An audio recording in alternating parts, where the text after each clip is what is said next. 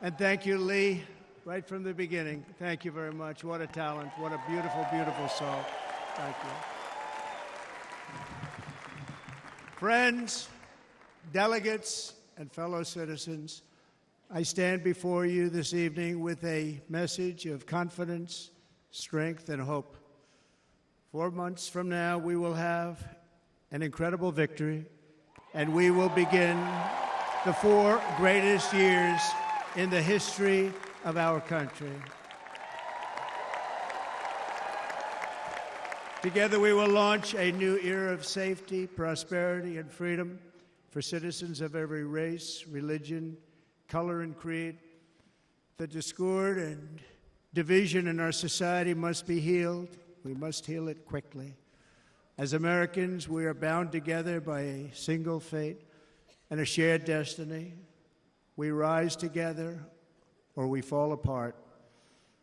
I am running to be president for all of America, not half of America, because there is no victory in winning for half of America. So tonight, with faith and devotion, I proudly accept your nomination for President of the United States. Thank you.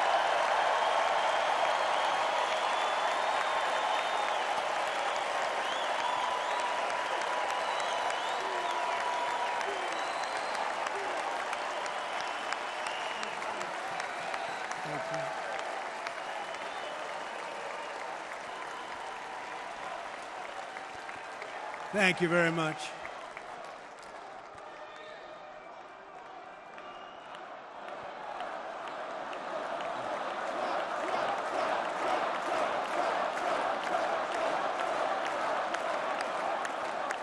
Thank you very much. And we will do it right.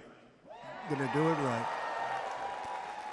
Let me begin this evening by expressing my gratitude to the American people for your outpouring of love and support following the assassination attempt at my rally on Saturday.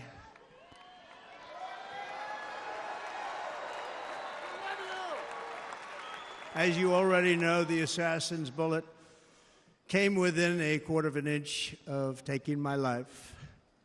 So many people have asked me, what happened? Tell us what happened, please. And therefore, I will tell you exactly what happened, and you'll never hear it from me a second time because it's actually too painful to tell.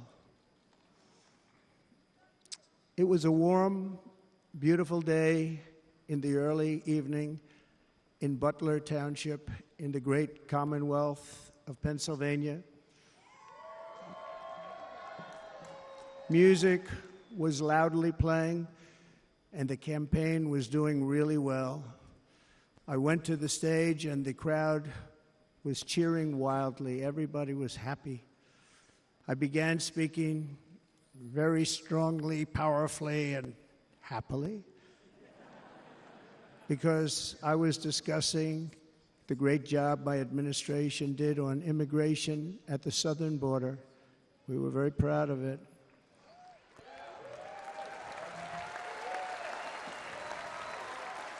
Behind me and to the right was a large screen that was displaying a chart of border crossings under my leadership.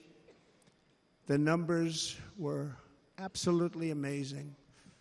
In order to see the chart, I started to, like this, turn to my right and was ready to begin a little bit further turn, which I'm very lucky I didn't do, when I heard a loud whizzing sound and felt something hit me really, really hard on my right ear. I said to myself, wow, what was that? It can only be a bullet. And moved my right hand to my ear, brought it down. My hand was covered with blood, just absolutely blood all over the place. I immediately knew it was very serious, that we were under attack.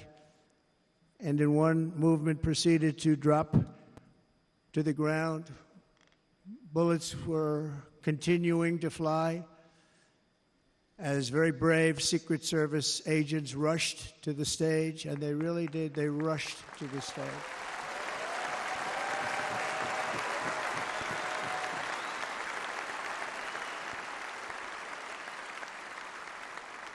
These are great people at great risk, I will tell you, and pounced on top of me so that I would be protected. There was blood pouring everywhere, and yet, in a certain way, I felt very safe because I had God on my side. I felt that.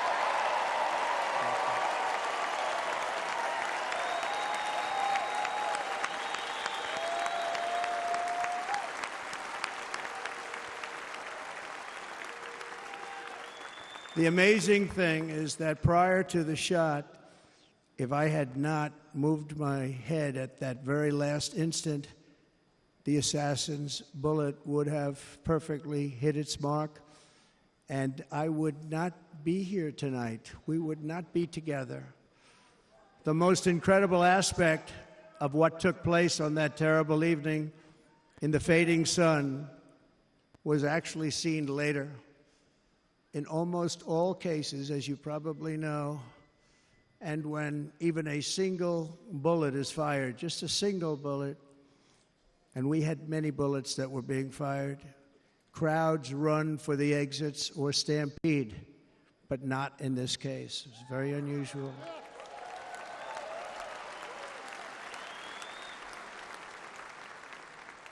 This massive crowd of tens of thousands of people stood by and didn't move an inch.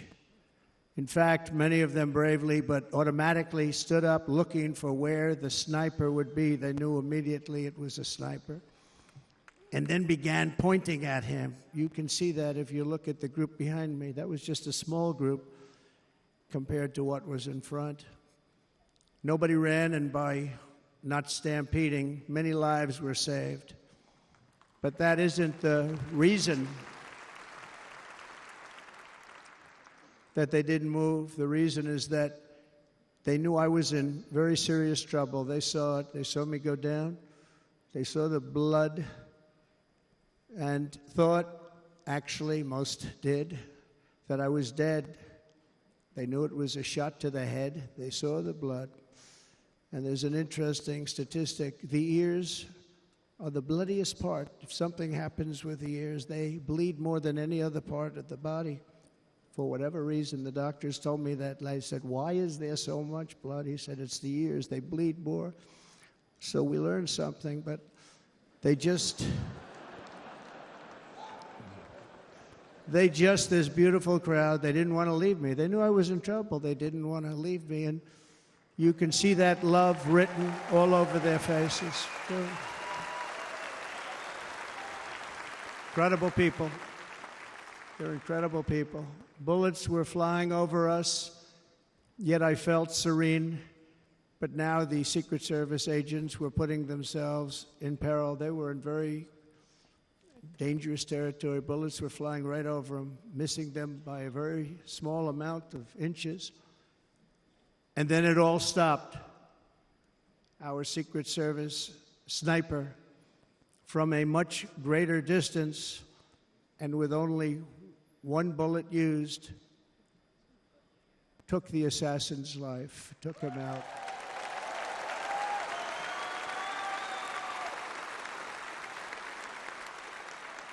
I'm not supposed to be here tonight. Not supposed to be here. Yes, you are. Yes, you are. No.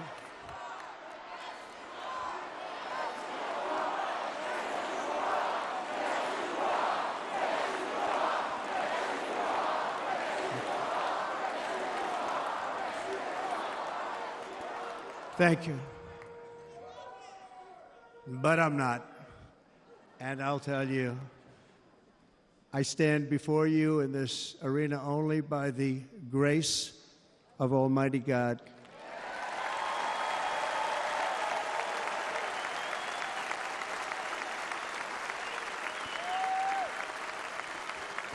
In watching the reports over the last few days, many people say it was a providential moment.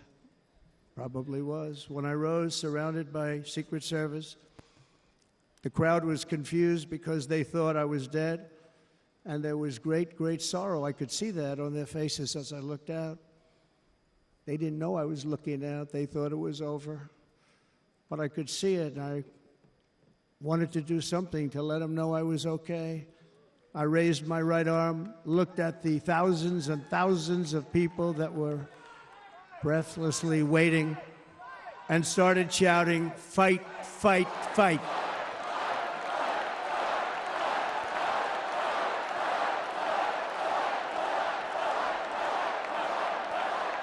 Thank you. Once my clenched fist went up, and it was high into the air. You've all seen that. The crowd realized I was okay and roared with pride for our country like no crowd I have ever heard before. Never heard anything like it. For the rest of my life, I will be grateful for the love shown by that giant audience of patriots that stood bravely on that fateful evening in Pennsylvania. Tragically, the shooter claimed the life of one of our fellow Americans, Corey Comparator. Unbelievable person, everybody tells me. Unbelievable. And seriously wounded, two other great warriors. Spoke to them today. David Dutch and James Copenhaver. Two great people. I also spoke to all three families of these tremendous people. Our love and prayers are with them, and always will be. We're never going to forget them. They came for a great rally. They were serious Trumpsters, I want to tell you. They were serious Trumpsters, and still are. But Corey, unfortunately, we have to use the past tense. He was incredible. He was a highly respected former fire chief, respected by everybody. Was accompanied by his wife, Helen, incredible woman. I spoke to her today, devastated, and two precious daughters. He lost his life selflessly acting as a human shield to protect them from flying bullets. He went right over the top of them and was hit.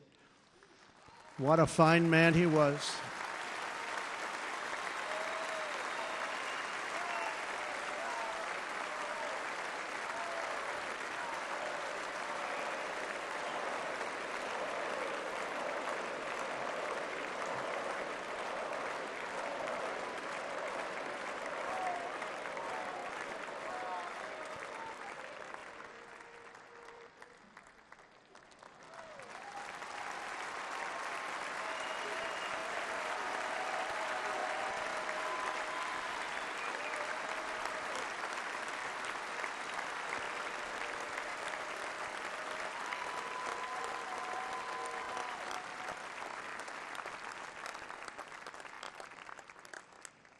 I want to thank the fire department and the family for sending his helmet, his outfit, and it was just something, and they're going to do something very special when they get it. But we did something which cannot match what happened, not even close. But I am very proud to say that over the past few days, we've raised $6.3 million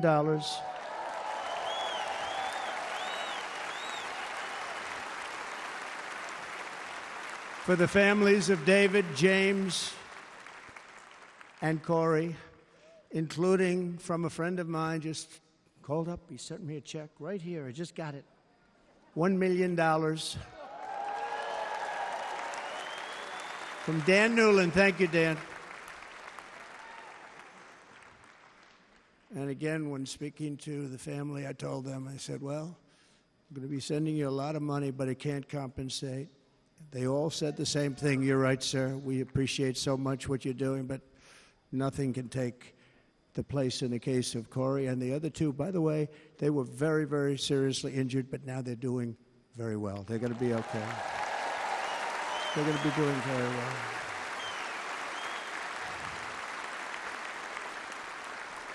They're warriors. So now I ask that we observe a moment of silence in honor of our friend Corey.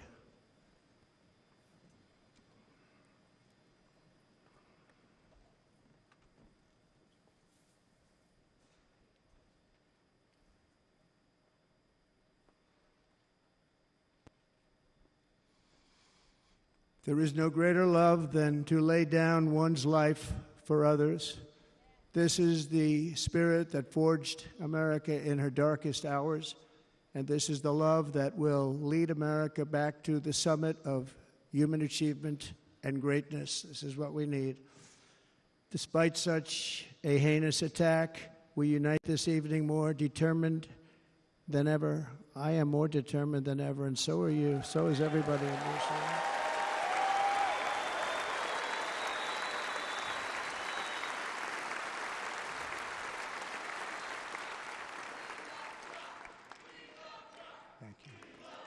Thank you very much.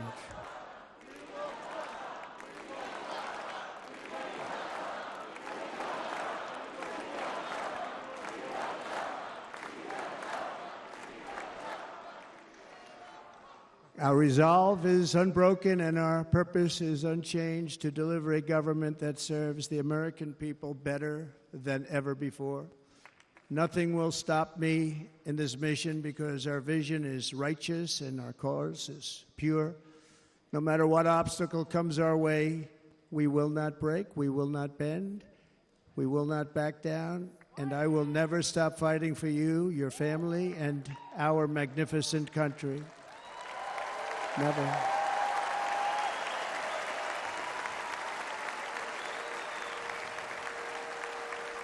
And everything I have to give with all of the energy and fight in my heart and soul, I pledge to our nation tonight. Thank you very much. I pledge that to our nation. We're going to turn our nation around, and we're going to do it very quickly. Thank you.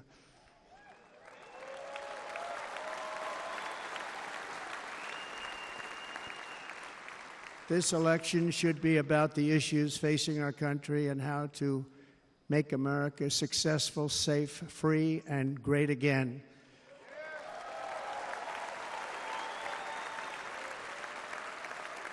In an age when our politics too often divide us, now is the time to remember that we are all fellow citizens. We are one nation under God, indivisible, with liberty and justice for all.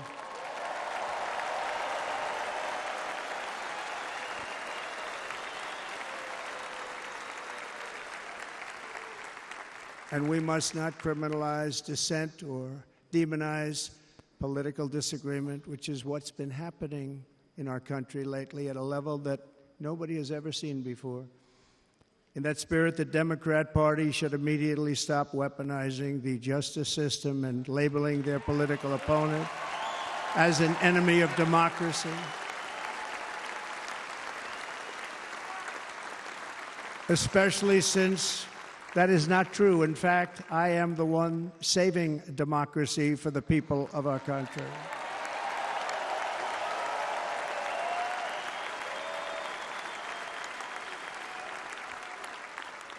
And very big news, as you probably just read, on Monday a major ruling was handed down from a highly respected federal judge in Florida, Eileen Cannon, finding that the prosecutor and the fake documents case against me were totally unconstitutional, and the entire case was thrown out of court. With all of that publicity, thrown out of court. If Democrats want to unify our country, they should drop these partisan witch hunts, which I have been going through for approximately 8 years. And they should do that without delay and allow an election to proceed that is worthy of our people. We're going to win it anyway, but worthy of our people. On this journey, I am deeply honored to be joined by my amazing wife, Melania.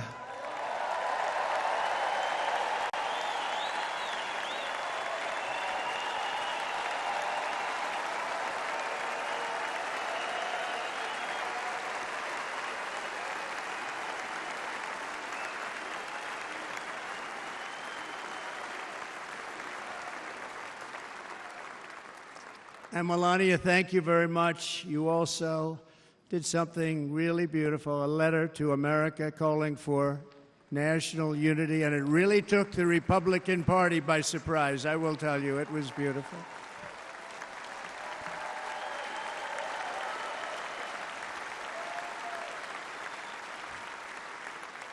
In fact, some very serious people said that we should take that letter and put it as part of the Republican platform. That would be an honor, wouldn't it? Right, Mr. Congressman? But it captivated so many, so I also want to thank my entire family for being here. Don, Kimberly, Ivanka and Jared, Eric and Lara, Tiffany and Michael, Barron. We love our Barron.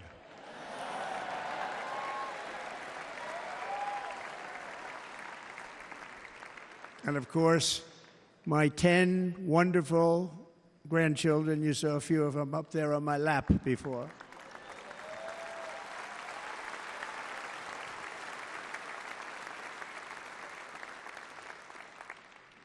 And how good was Dana? Was Dana good? I mean, was he good?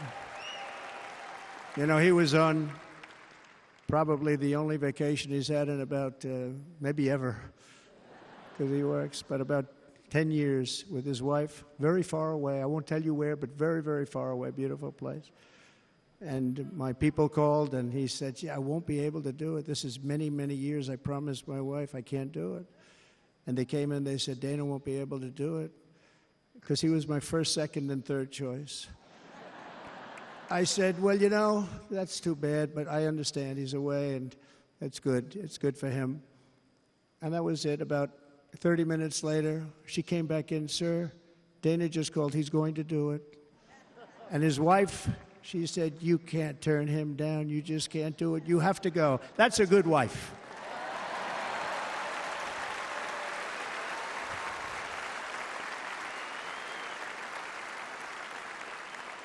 So he got on a plane. He got here a little while ago. Now he's going to get on the plane in a little while, and he's going to go back home to his wife.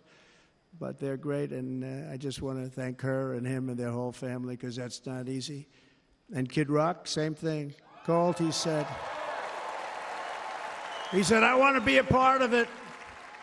I want to be a part, because, Kid does his great song, Big, Big Monster song. I had no idea. He became a friend of mine over the last 10 years.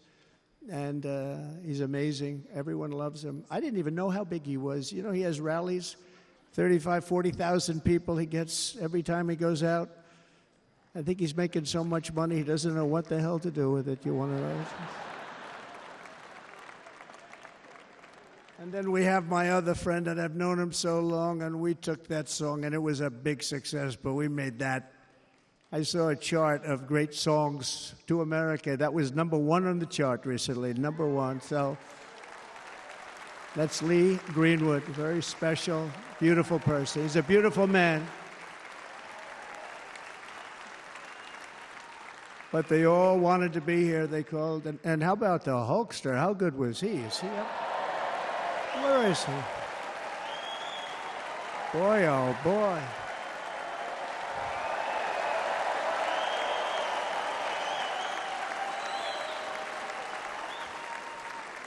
They may call that entertainment. I know about entertainment, but when he used to lift a 350-pound man over his shoulders and then bench press him 2 rows into the audience, I say, maybe entertainment, but he is one strong son of a gun. I will tell you, I watched it many times. There aren't a lot of entertainers that can do that, right? You were fantastic. Thank you very much. Followed by Eric. What was that all about? Boy, that was good. I didn't want to really come up here. But he was so great, and he's such a good young man. He went through a lot of trouble, and Don last night was incredible. He went through so much trouble. They got subpoenaed more than any people probably in the history of the United States. Every week they get another subpoena from the Democrats, crazy Nancy Pelosi, the whole thing, just boom, boom, boom. They've got to stop that, because they're destroying our country. We have to work on making America great again, not on beating people. And we won. We beat them in all. We beat them on the impeachments. We beat them on indictments. We beat them. But the time that you have to spend, if they would devote that genius to helping our country, we'd have a much stronger and better country.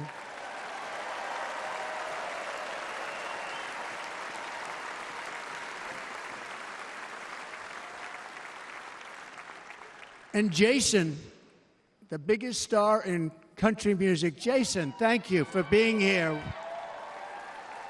Jason, thank you very much. Jason Aldean, he's good. I like his wife even better, by the way. She's here. Thank you, Jason. But I'm thrilled to have a new friend and partner fighting by my side. The next Vice President of the United States, the current Senator from Ohio, J.D. Vance, and his incredible wife, Usha.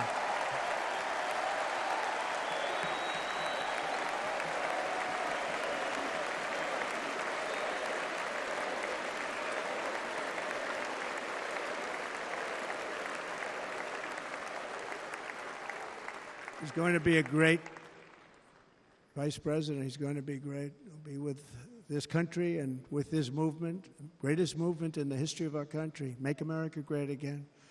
When they criticize it, they say, we're going to try and stop MAGA. I said, MAGA is Make America Great Again. What are you going to stop? There's nothing to stop. Then they say, oh, that's right. It's very tough to fight it. And all of the people that did try and fight it have failed. But he's going to be with us for a long time, and it was an honor to select him. Great, great student at Yale. His wife was a great student at Yale. They met at Yale. These are two smart people. So, J.D., you're going to be doing this for a long time. Enjoy the ride.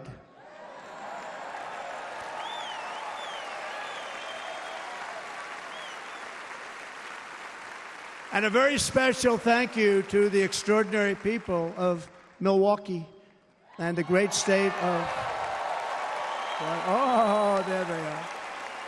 There they are. You are so easy to spot. And Green Bay's going to have a good team this year, right? They're going to have a good team. They're going to have a good team. Most of the audience doesn't like it, but it's true. You're going to have a very good team this year. And by the way, Wisconsin, we are spending over $250 million here creating jobs and other economic development all over the place. So I hope you will remember this in November and give us your vote. I am trying to buy your vote. I'll be honest about that.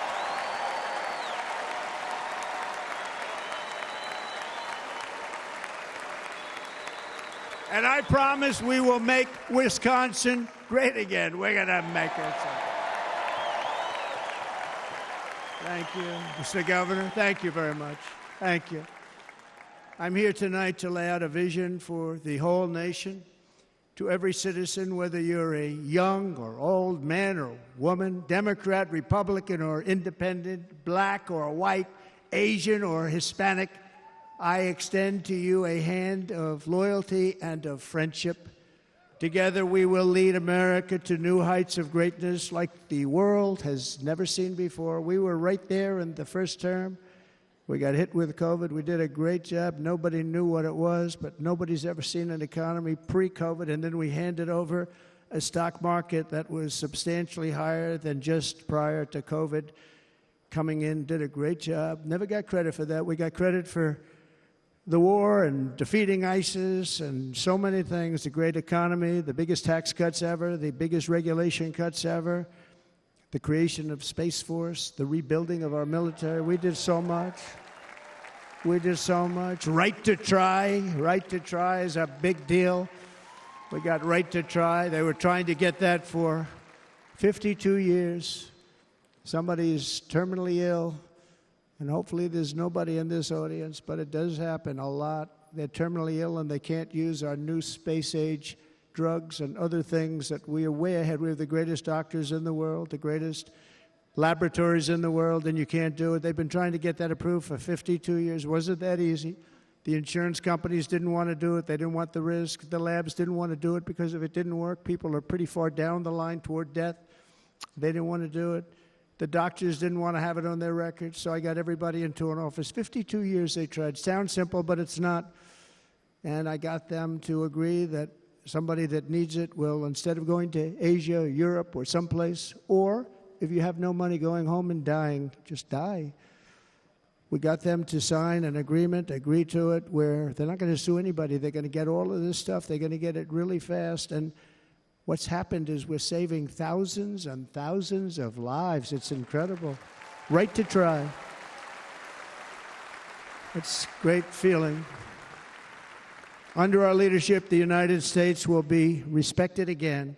No nation will question our power. No enemy will doubt our might. Our borders will be totally secure. Our economy will soar.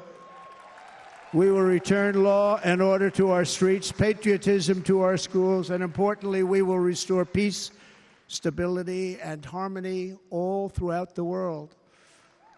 But to achieve this future, we must first rescue our nation from failed and even incompetent leadership.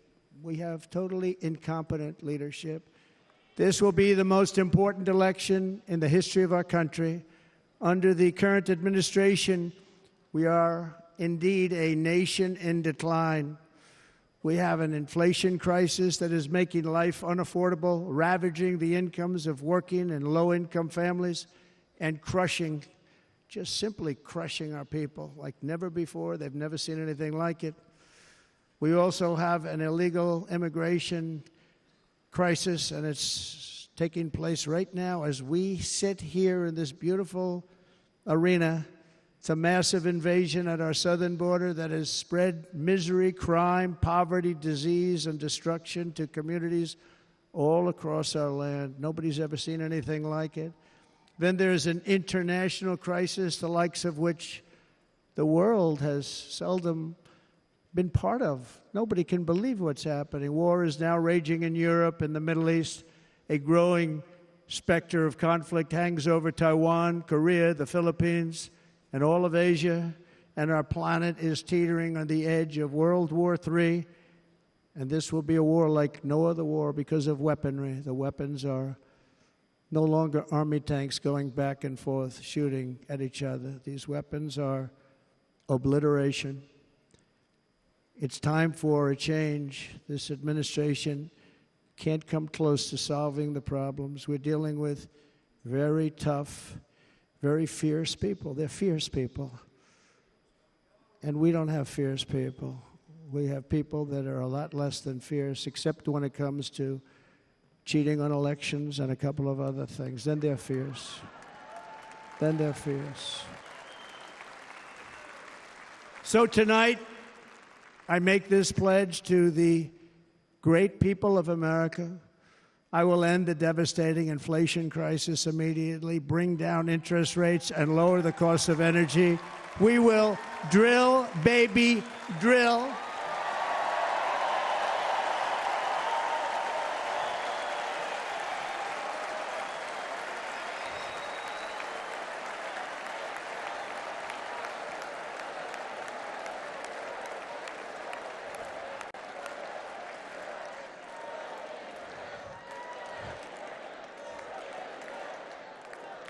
Can you believe what they're doing? But by doing that, we will lead a large-scale decline in prices. Prices will start to come down. Energy raised it. They took our energy policies and destroyed them. Then they immediately went back to them, but by that time, so much was lost. But we will do it at levels that nobody's ever seen before, and we'll end lots of different things. We'll start paying off debt and start lowering taxes even further. We gave you the largest tax cut.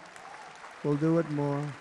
You know, people don't realize I brought taxes way down, way down, and yet we took in more revenues the following year than we did when the tax rate was much higher. Most people said, how did you do that? Because it was incentive. Everybody was coming to the country. They were bringing back billions and billions of dollars into our country. The companies made it impossible to bring it back. The tax rate was too high, and the legal complications were far too great.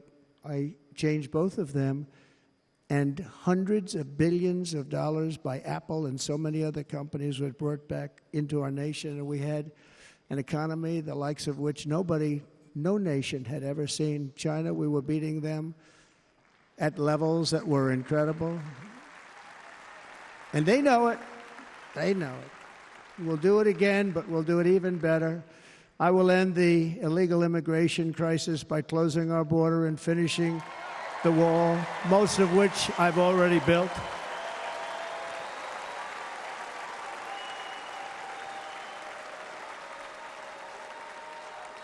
On the wall, we were dealing with a very difficult Congress, and I said, oh, that's okay, we won't go to Congress. I call it an invasion.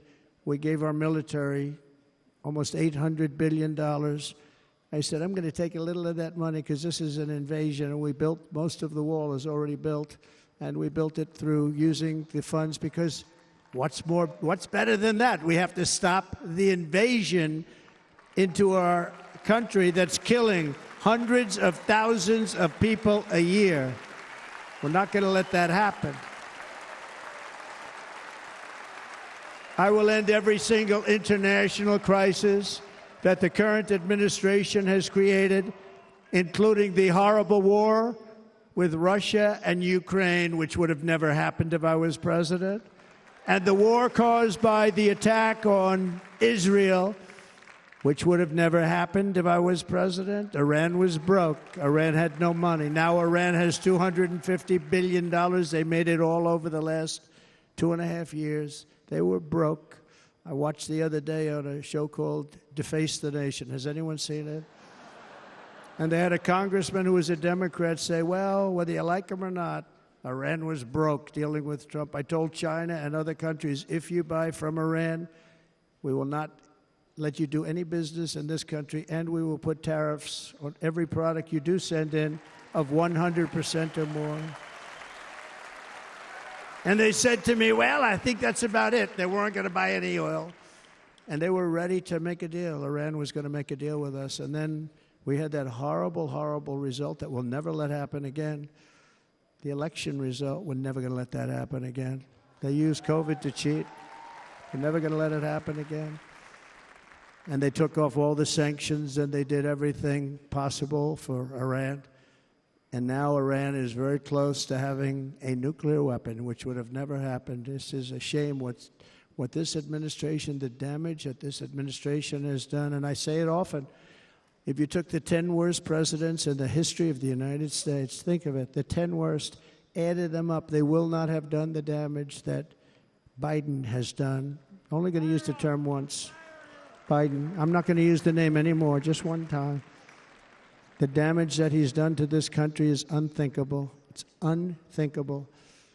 Together we will restore vision, strength, competence, and we're going to have a thing called common sense making most of our decisions, actually. It's all common sense. Just a few short years ago, under my presidency, we had the most secure border and best economy in the history of our country, in the history of the world. We had the greatest economy in the history of the world. We had never done anything like it. We were beating every country, including China, by leaps and bounds. Nobody had seen anything like it. We had no inflation. Soaring incomes were going. Nobody can believe it. You can't believe what happened 4 years ago is happening now in reverse. And the world was at peace. Inflation has been a killer for our country. No matter what you make it, it doesn't matter because inflation is eating you alive. People that were putting away money, they were making great wages, the highest they've ever made, but they were putting away a lot of money. Now they are just being destroyed. They're not putting away anything. They're barely living. They're going into savings accounts. They're taking out their money to live because of inflation. Inflation, remember, it's called a country buster. You can go back to Germany from 100 years ago. You can go back to any country that suffered great inflation. We've suffered the worst inflation we've ever had. But go back and see what's happened to those countries. We've had the worst inflation we've ever had under this person.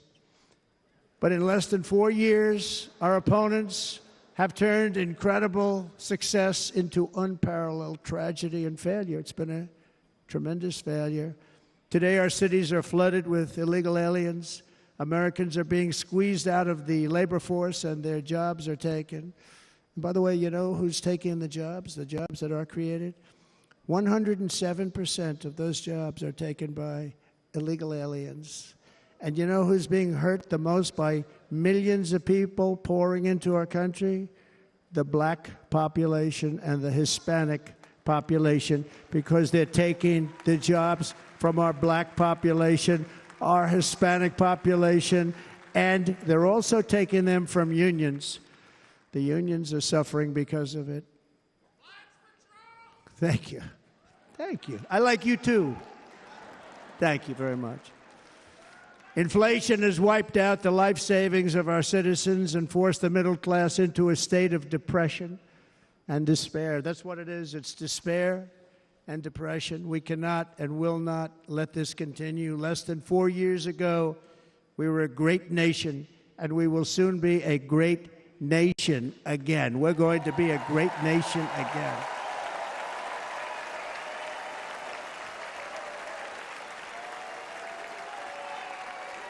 Thank you. With proper leadership, every disaster we are now enduring will be fixed, and it will be fixed very, very quickly. So tonight, whether you've supported me in the past or not, I hope you will support me in the future, because I will bring back the American dream. That's what we're going to do. You don't even hear about the American dream anymore. With great humility, I am asking you to be excited about the future of our country. Be excited. Be excited.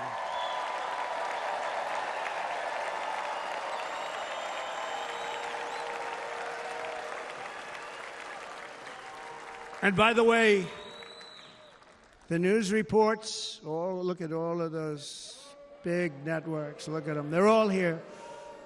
But every one of them has said this could be the most organized, best run, and most enthusiastic convention of either party that they've ever seen. Every single one.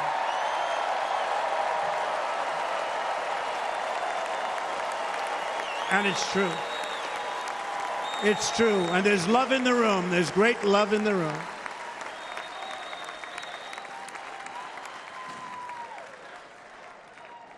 So I better finish strong. Otherwise, we'll blow it. And we can't let that happen.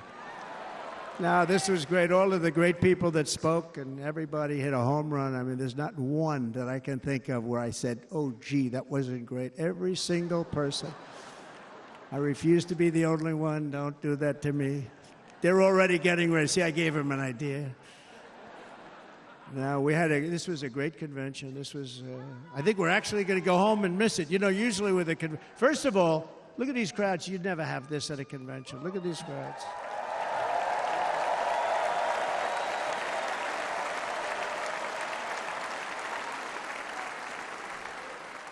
Love. It's about love. This week, the entire Republican Party has formally adopted an agenda for America's renewal, and you saw that agenda, and it's very short compared to the long, boring, meaningless agendas of the past, including the Democrats. They write these things that are hundreds of pages long, and they never read them after they're done. In their case, fortunately, they don't read them because they're pretty bad. It's a series of bold promises that we will swiftly implement when you give us a Republican House. And Mr. Speaker, thank you very much. We have our great Speaker of the House with us tonight. Mr. Speaker, thank you very much. Thank you. A Republican Senate. We have many senators here. And send me back to our beautiful White House just a few short months from now. We're talking about just months. It can't come fast enough. We have to get it done. First, we must get economic relief to our citizens. Starting on day one, we will drive down prices and make America affordable again. We have to make it affordable. It's not affordable. People can't live like this. Under this administration, our current administration. Groceries are up 57%, gasoline is up 60 and 70%, mortgage rates have quadrupled. And the fact is, it doesn't matter what they are because you can't get the money anyway. You can't buy houses. Young people can't get any financing to buy a house. The total household costs have increased an average of $28,000 per family under this administration. Republicans have a plan to bring down prices and bring them down very, very rapidly. By slashing energy costs, we will in turn reduce the cost of transportation, manufacturing, and all household goods. So much starts with energy. And remember, we have more liquid gold under our feet than any other country by far. We are a nation that has the opportunity to make an absolute fortune with its energy. We have it, and China doesn't. Under the Trump administration, just 3.5 years ago, we were energy independent. But soon, we will actually be better than that. We will be energy dominant and supply not only ourselves, but we will supply the rest of the world with numbers that nobody has ever seen, and we will reduce our debt, $36 trillion. We will start reducing that, and we will also reduce your taxes still further. Next, and by the way, they want to raise your taxes 4 times, think of it. And all my life I grew up watching politicians. I always loved politics, I guess. I was on the other side. I'd watch and they were always talking about, we will give you a tax cut. We will give you a tax cut. My whole life I was watching, I will give you a tax cut, right, Mr. Congressman? That's all they talked about. This is the only administration that said, we're going to raise your taxes by 4 times what you're paying now, and people are supposed to vote for them? I've never heard it. You're paying too much. We're going to reduce your taxes still further. We gave you the biggest one, as I said. We're going to give you more, and it's going to lead to tremendous growth. We want growth in our country. That's what's going to pay off our debt. And next, we will end the ridiculous and actually incredible waste of taxpayer dollars that is fueling the inflation crisis. They spent trillions of dollars on things having to do with the Green New Scam. It's a scam. And that's caused tremendous inflationary pressures in addition to the cost of energy. And all of the trillions of dollars that are sitting there not yet spent, we will redirect that money for important projects like roads, bridges, dams, and we will not allow it to be spent on meaningless Green New Scam ideas.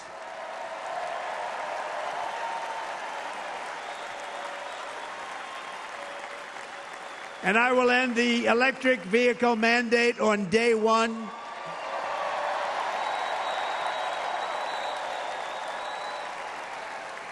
Thereby saving the U.S. auto industry from complete obliteration, which is happening right now, and saving U.S. customers thousands and thousands of dollars per car. And right now, as we speak, large factories just started are being built across the border in Mexico. So with all the other things happening on our border, and they're being built by China to make cars and to sell them into our country. No tax, no anything. The United Auto Workers ought to be ashamed for allowing this to happen. And the leader of the United Auto Workers should be fired immediately. And every single auto worker, union and non-union, should be voting for Donald Trump, because we're going to bring back car manufacturing, and we're going to bring it back fast.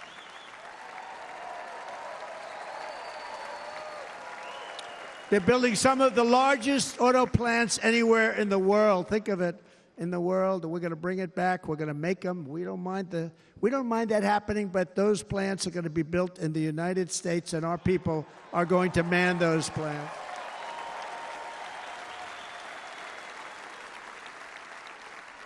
And if they don't agree with us, we'll put a tariff of approximately 100 to 200% on each car, and they will be unsellable in the United States. We have long been taken advantage of by other countries. And think of it, oftentimes these other countries are considered so-called allies. They've taken advantage of us for years. We lose jobs, we lose revenue, and they gain everything and wipe out our businesses, wipe out our people.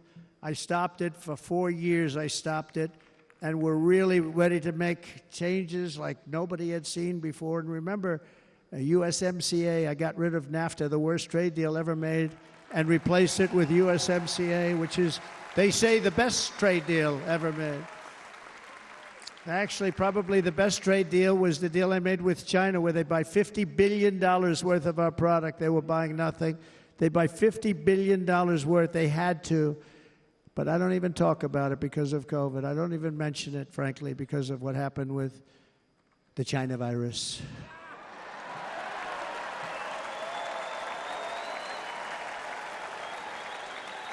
We will not let countries come in, take our jobs, and plunder our nation. They come and do that.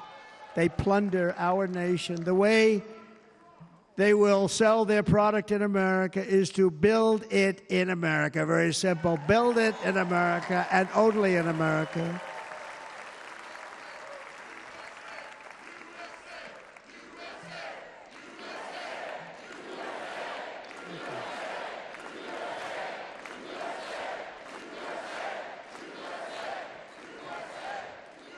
And this very simple formula, and Congress has to go along with us, and they will. This very simple formula will create massive numbers of jobs. We will take over the auto industry again, and many, many, hundreds of thousands of jobs. We lost so many jobs over the years. If you go back 20, 25 years, they've stolen, going to China and Mexico, about 68% of our auto industry manufacturing jobs. We're going to get them all back. We're going to get them all back, every one of them. At the center of our plan for economic relief are massive tax cuts for workers that include something else that's turned out to be very popular, actually. Here it's very popular, in this building and all those hotels that I saw that are so nice. I'm staying in a nice one. It's called no tax on tips. No tax on tips. No tax on tips.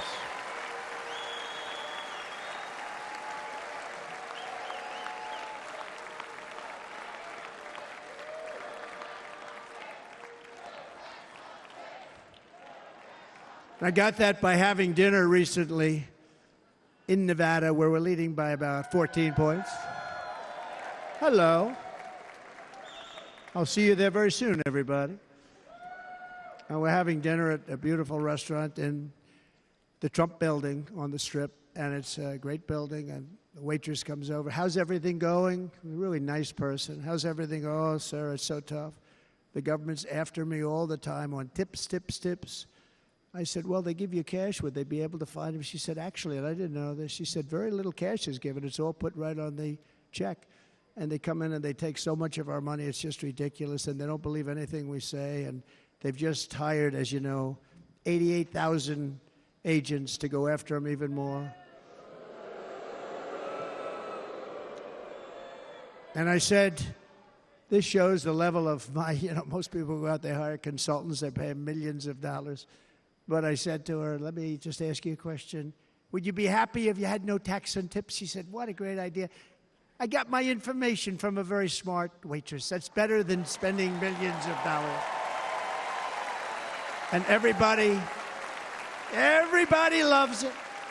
Waitresses and caddies and drivers and everybody's a large group of people that are being really hurt badly. They make money, let them keep their money. I'm going to protect Social Security and Medicare. Democrats are going to destroy Social Security and Medicare because all of these people, by the millions they're coming in, they're going to be on Social Security and Medicare and other things, and you're not able to afford it. They are destroying your Social Security and your Medicare. Under my plan, incomes will skyrocket, inflation will vanish completely, jobs will come roaring back, and the middle class will prosper like never, ever before, and we're going to do it very rapidly.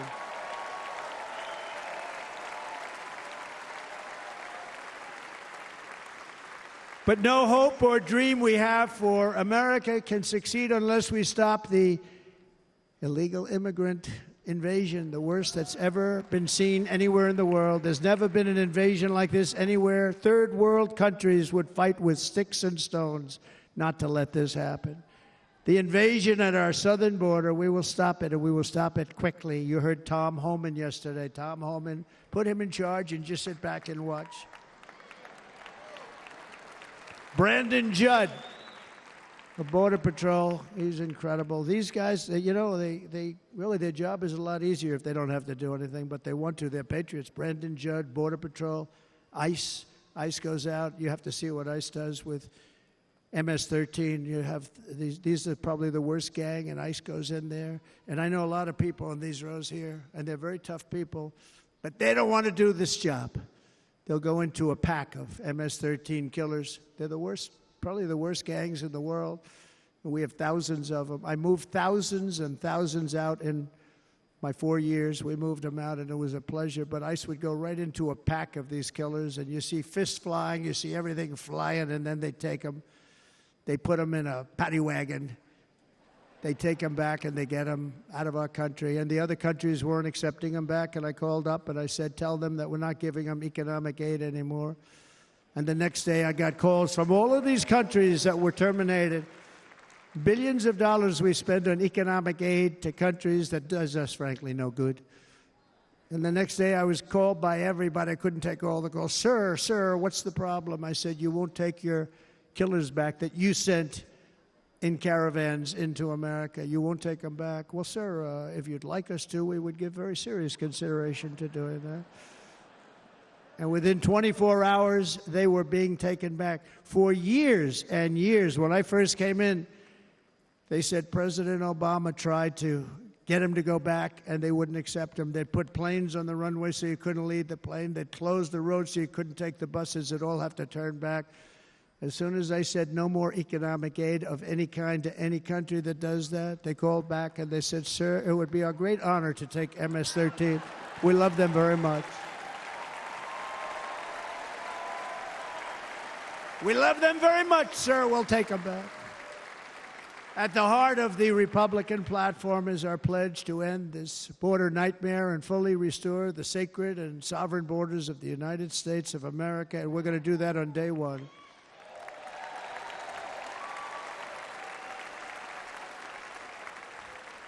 That means two things on day one, right? Drill, baby, drill, and close our borders.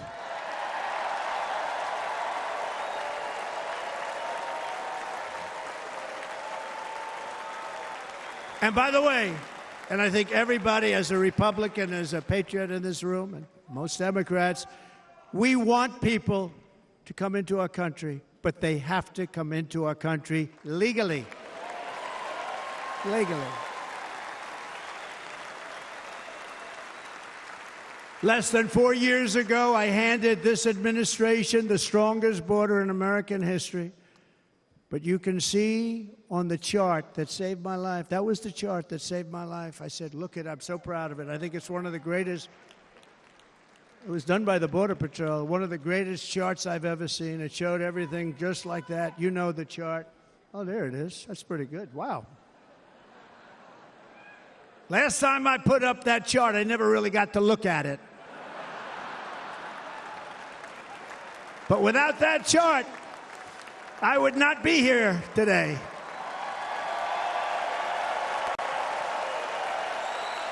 Never got to look at it.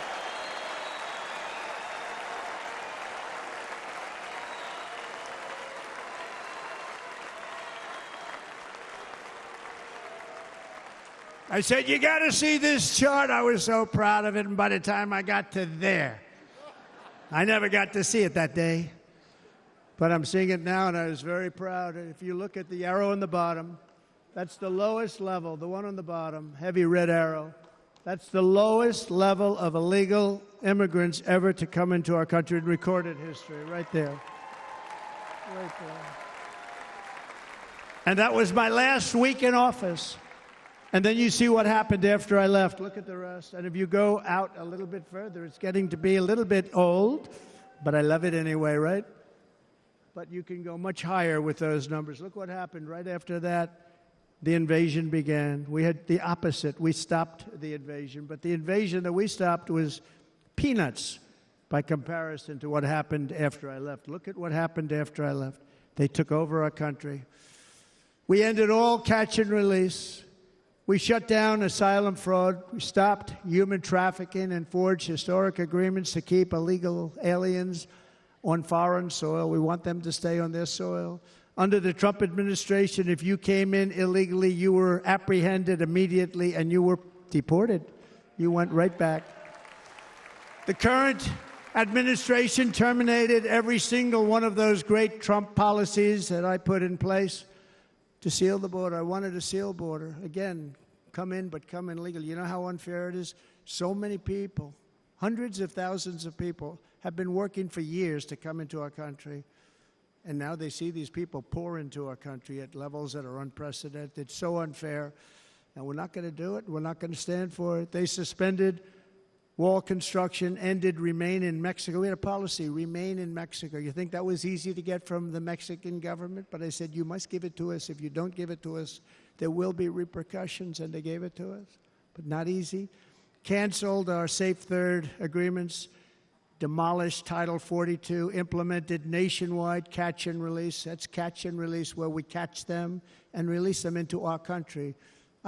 We catch them and release them into Mexico. There's a slight difference.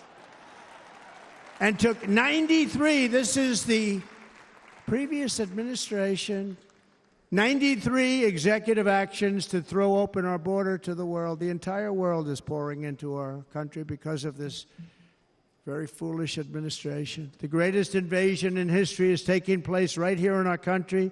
They are coming in from every corner of the earth, not just from South America, but from Africa, Asia, the Middle East. They're coming from everywhere. They're coming at levels that we've never seen before. It is an invasion indeed, and this administration does absolutely nothing to stop them. They're coming from prisons. They're coming from jails. They're coming from mental institutions and insane asylums. You know, the press is always on me because I say this. Has anyone seen Silence of the Lambs? The late, great Hannibal Lecter. He'd love to have you for dinner. That's insane asylums. They're emptying out their insane asylums.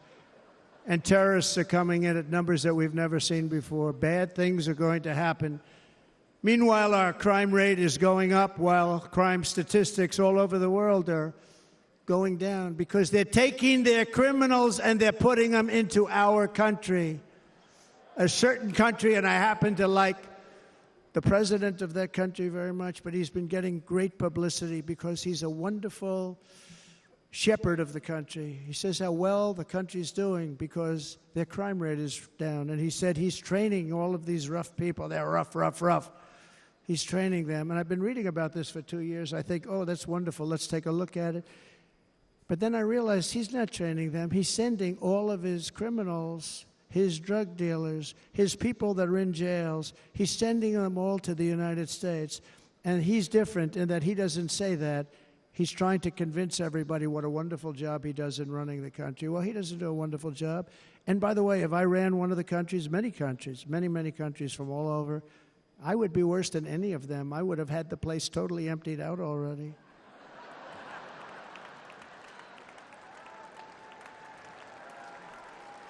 But we become a dumping ground for the rest of the world, which is laughing at us. They think we're stupid.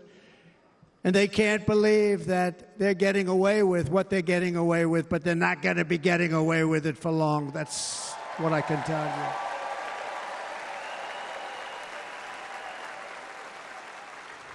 you. In Venezuela, Caracas, high crime. Caracas, Venezuela. Really a dangerous place, but not anymore. Because in Venezuela, crime is down 72%. In fact, if they would ever win this election, I hate to even say that, we will have our next Republican convention in Venezuela because it will be safe. Our cities will be so unsafe, we won't be able We will not be able to have it there. In El Salvador, murders are down by 70%. Why are they down? Now, he would have you convinced that because he's trained murderers to be wonderful people. No. They're down because they're sending their murderers to the United States of America. This is going to be very bad. And bad things are going to happen, and you're seeing it happen all the time. That's why, to keep our families safe, the Republican platform promises to launch the largest deportation operation in the history of our country. Even larger than that of President Dwight D. Eisenhower from many years ago. You know, he was a moderate, but he believed very strongly in borders. He had the largest deportation operation we've ever had. Just recently, I spoke to the grieving mother of Jocelyn Nungary, a wonderful woman, a precious 12-year-old girl from Houston who last month was tied up, assaulted, and strangled to death after walking to the convenience store just a block away from her house. Her body was dumped near the side of the road in a shallow creek, found by some onlookers who couldn't believe what they had witnessed. Charged with Jocelyn's heinous murder are 2 illegal aliens from Venezuela who came across our border, were in custody, and were then released into the country by this horrible, horrible administration that we have right now. I also met recently with the heartbroken mother and sister of Rachel Morin. Rachel was a 37-year-old mom of 5 beautiful children who was brutally raped and murdered while out on a run. She wanted to keep herself in good shape. It was very important to her. She was murdered. The monster responsible first killed another woman in El Salvador before he was led into America by the White House. This White House let them in. He then attacked a 9-year-old girl and her mother in a home invasion in Los Angeles before murdering Rachel in Maryland. Traveled all throughout the country, doing tremendous damage. Rachel's mother will never be the same. I spent time with her. She will never be the same. I've also met with the wonderful family of Laken Riley, the brilliant 22-year-old nursing student. She was so proud of being first in her class, who was out for a jog on the campus of the University of Georgia when she was assaulted, beaten, and horrifically killed. Yet another American life was stolen by a criminal alien set free by this administration. And these were incredible people we're talking about. These were incredible people who died. Tonight, America, this is my vow. I will not let these killers and criminals into our country.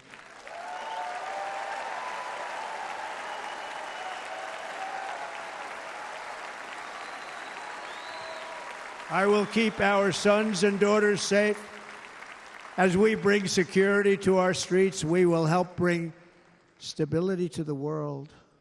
I was the first president in modern times to start no new wars. You know, we were the toughest, we were the most respected.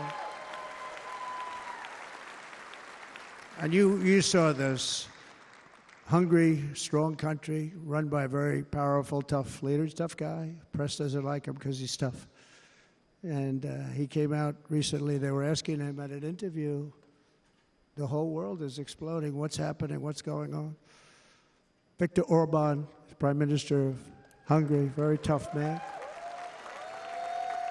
He said, I don't want people coming into my country and blowing up our shopping centers and killing people. But they said to him, tell us what's going wrong, what's happening, what is it? He said, there's only one way you're going to solve it. You got to bring President Trump back to the United States because he kept everybody at bay.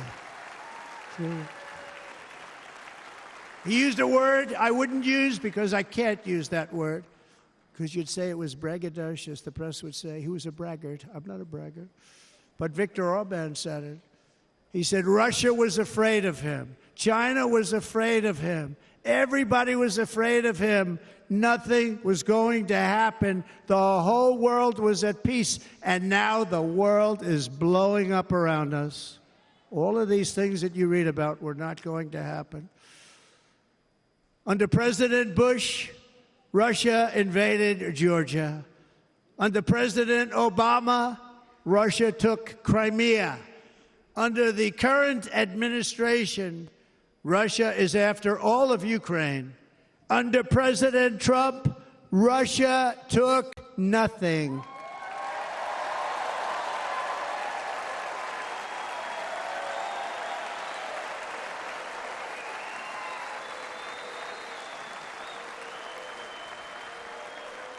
We defeated 100% of ISIS in Syria and Iraq, something that was said to take 5 years, sir. It'll take 5 years, sir.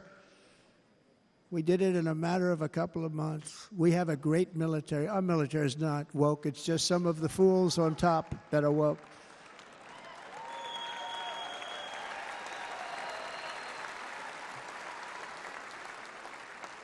I got along very well. North Korea, Kim Jong-un, I got along very well with him. The press hated when I said that. How could you get along with him? Well, you know, it's nice to get along with somebody who has a lot of nuclear weapons or otherwise, isn't it? See, in the old days, they'd say, that's a wonderful thing. Now they say, how can you possibly do that? But no, I got along with him, and we stopped the missile launches from North Korea. Now North Korea is acting up again, but when we get back, I get along with him. He'd like to see me back, too. I think he misses me, if you want to know the truth. Our opponents inherited a world at peace and turned it into a planet of war. We're in a planet of war. Look at that attack on Israel. Look at what's happening with Ukraine. The cities are just bombed out. How can people live like that where buildings, massive buildings, are falling to the ground? It began to unravel with the disastrous withdrawal from Afghanistan, the worst humiliation in the history of our country. We have never had a humiliation like that. 13 heroic U.S. service members were tragically and needlessly killed. 45 others were horrifically wounded. Nobody ever talks about them. No arms, no legs, face explosions, horrifically wounded. And by the way, we have a man in this room who's running for the U.S. Senate from a great state, Nevada, named Sam Brown, who paid the ultimate price. Thank you, Sam. Thank you, Sam. Thank you. He paid the biggest price probably ever paid by anybody that is running for office, and I think he's going to do great. He's running against a person that is not good, not respected, a total lightweight. But Sam, I think, paid, really, we were talking about it with some of the senators that are working so hard for Sam, but he paid the biggest price of any senator ever to run for the Senate. I don't think anybody's ever what he did. He was a real hero, a really great person. And he's running, and I hope that everybody gets out and votes for Sam Brown.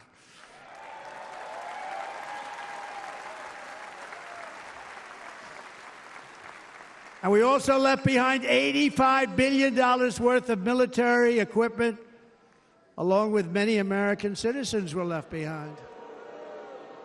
Many, many American citizens, emboldened by that disaster, Russia invaded Ukraine. They saw this group of people that were incompetent. We took the soldiers out first. No, we're going to take the soldiers out second. If they would have followed my plan, we had a great plan. But the plan only kicked in if they did everything perfectly. And they weren't doing things perfectly, so we said it doesn't kick in. You know, 18 months in Afghanistan, we didn't have one, so they were killing them left and right, snipers. And I spoke to the head of the Taliban. You've heard this story. Abdul, still there, still the head of the Taliban. The press got on me, why would you speak to him? I said, because that's where the killing is. I don't have to speak to somebody that has nothing to do with it. And I told him, don't ever do that. Don't ever do that again. Don't ever do that again. You've got to stop. Because during the Obama administration, many great people and soldiers, but a lot of soldiers were being killed from long distance. I said, if you keep doing that, you're going to be hit harder than anybody's ever been hit by a country before.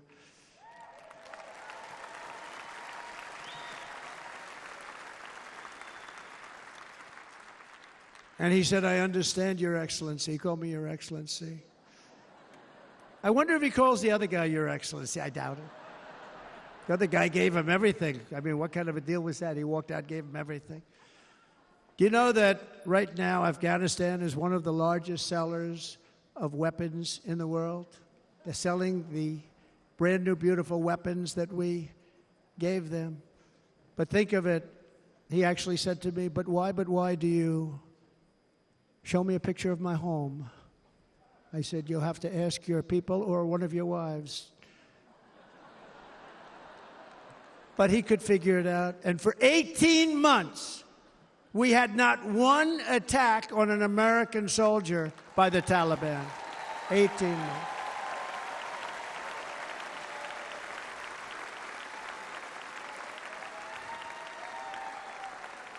And then we had that horrible day where soldiers were killed. I was not there because of a ridiculous election. But we had that horrible attack.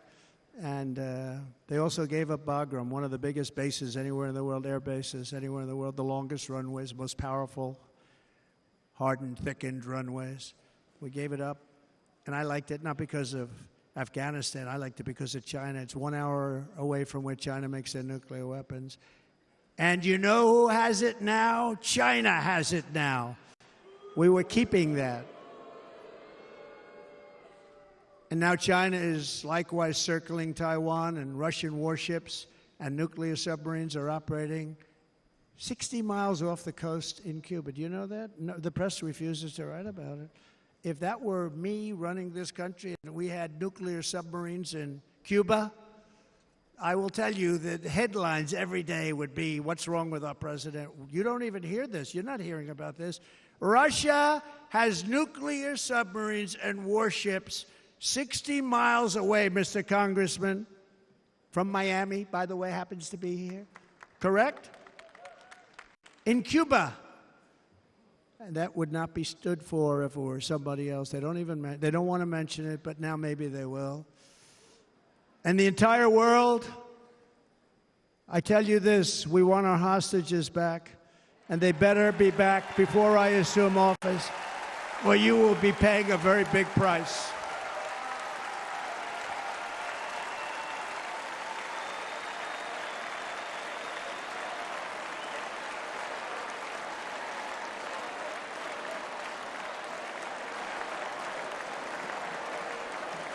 With our victory in November, the years of war, weakness, and chaos will be over. I don't have wars. I had no wars other than ISIS, which I defeated, but that was a war that was started. We had no wars. I could stop wars with a telephone call.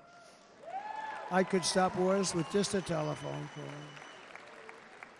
If properly stated, it would never start.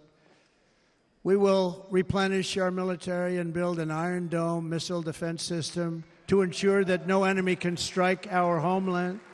And this great Iron Dome will be built entirely in the USA. We're going to build it in the USA. And Wisconsin,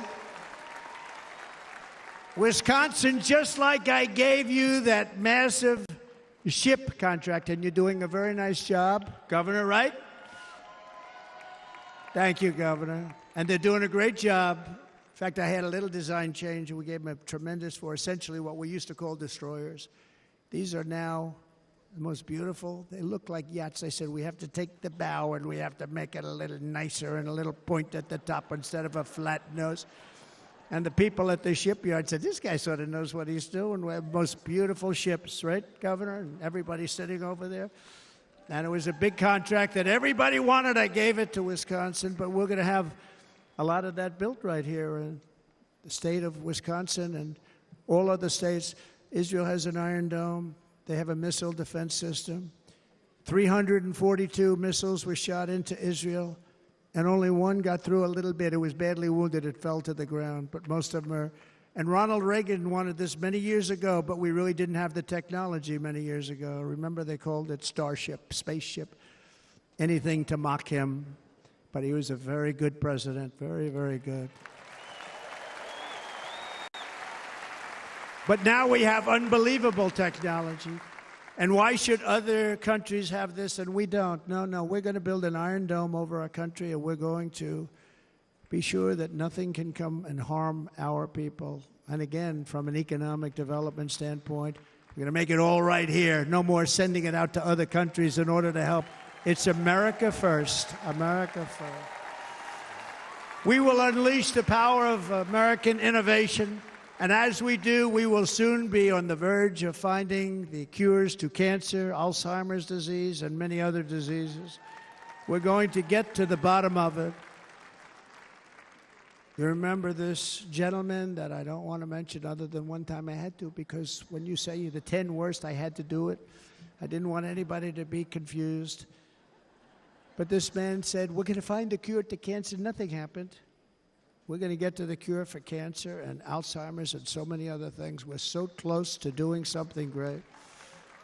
But we need a leader that will let it be done. We will not have men playing in women's sports. That will end immediately.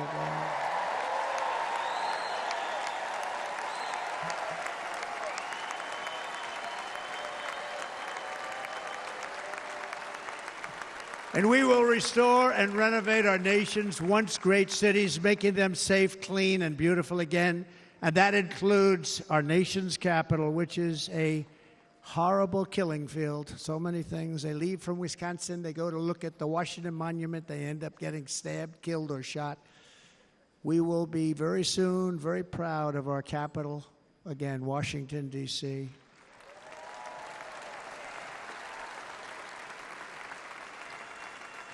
America is on the cusp of a new golden age, but we will have the courage to seize it. We're going to take it. We're going to make it a current. We're going to bring this into a golden age like never seen before. Remember this, China wants to do it. Japan wants to do it. All of these countries want to do it. We have to produce massive amounts of energy if we're going to produce the new. If you look at some of the things that have been done, and some of the things that we're going to do. But AI needs literally twice the electricity that's available now in our country. Can you imagine? But instead, we're spending places where they recharge electric cars. They built 8 chargers at a certain location toward the Midwest. 8 chargers for $9 billion. Think of them as a tank for filling up your gas. Think of it. They spent $9 billion on 8 chargers, 3 of which didn't work. And if you were going to do this all over our country, this crazy electric mandate, if you're going to do this all, and by the way, I'm all for electric. They have their application. But if somebody wants to buy a gas-powered car, gasoline-powered car, or a hybrid, they're going to be able to do it. And we're going to make that change on day 1.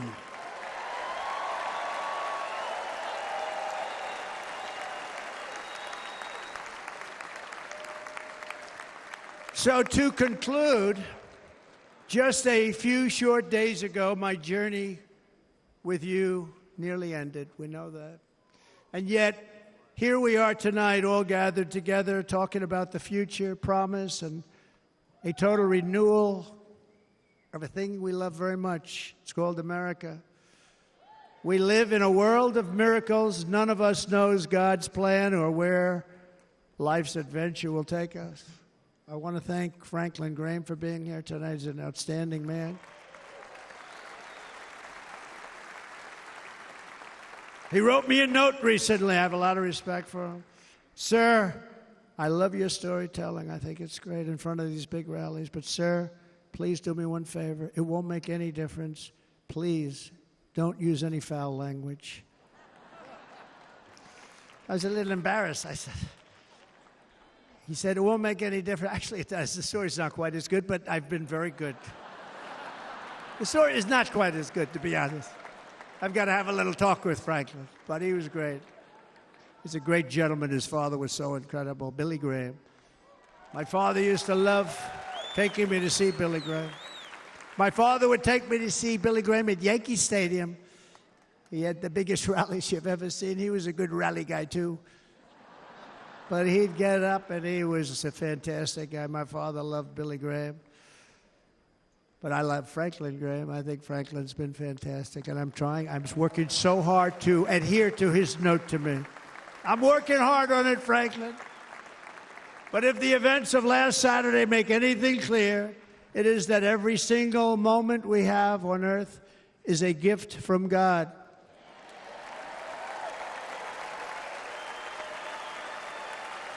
We have to make the most of every day for the people and for the country that we love. The attacker in Pennsylvania wanted to stop our movement, but the truth is the movement has never been about me. It has always been about you. It's your movement. It's the biggest movement in the history of our country by far. Can't be stopped. It can't be stopped. It has always been about the hardworking, patriotic citizens of America.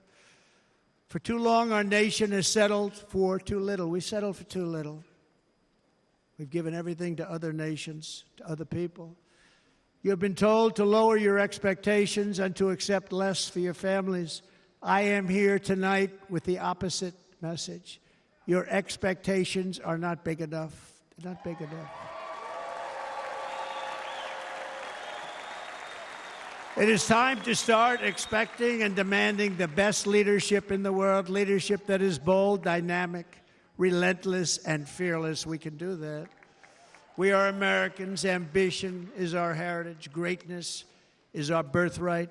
But as long as our energies are spent fighting each other, our destiny will remain out of reach, and that's not acceptable. We must instead take that energy and use it to realize our country's true potential and write our own thrilling chapter of the American story. We can do it together. We will unite. We are going to come together, and success will bring us together.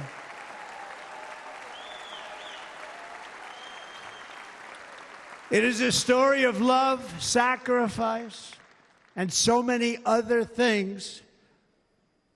And remember the word, devotion. It's unmatched devotion.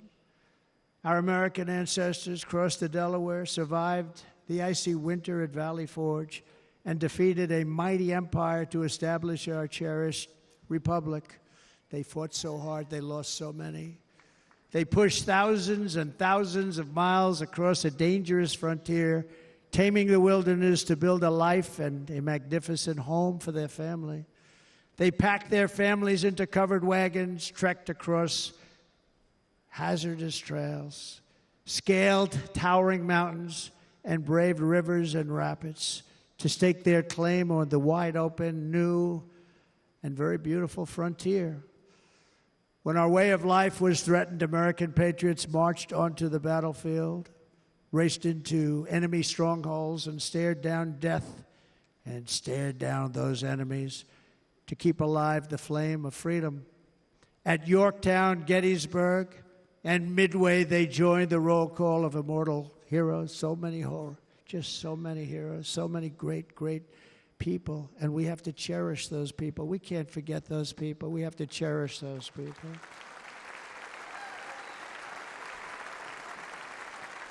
And building monuments to those great people is a good thing, not a bad thing. They saved our country. No challenge was too much. No hardship was too great. No enemy was too fierce. Together, these patriots soldiered on and endured, and they prevailed because they had faith in each other, faith in their country, and above all, they had faith in their God.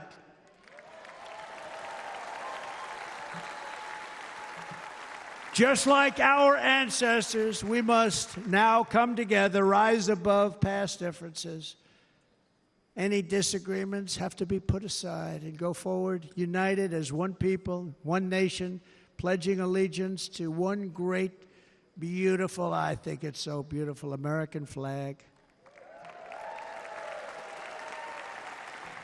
Tonight I ask for your partnership, for your support, and I am humbly asking for your vote. I want your vote. It's going to make our country great again. Every day I will strive to honor the trust you have placed in me, and I will never, ever let you down. I promise that. I will never let you down. To all of the forgotten men and women who have been neglected, abandoned, and left behind, you will be forgotten no longer. We will press forward, and together we will win, win, win.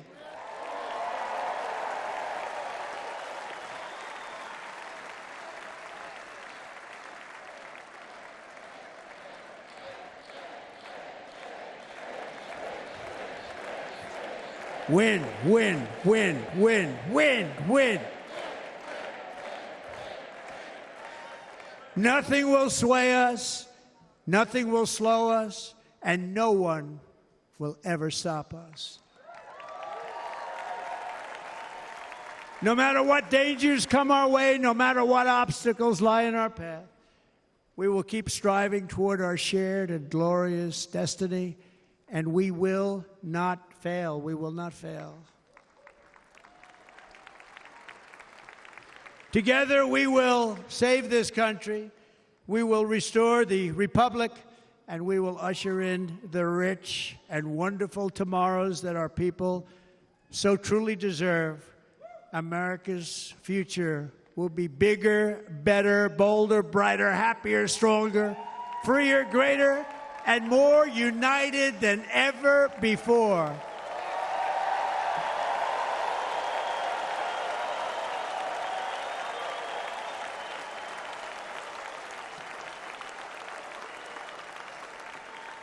And quite simply put, we will very quickly make America great again. Thank you very much. Thank you very much, Wisconsin. God bless you. God bless you, Wisconsin, and God bless the United States of America, our great country. Thank you very much, everybody. Thank you.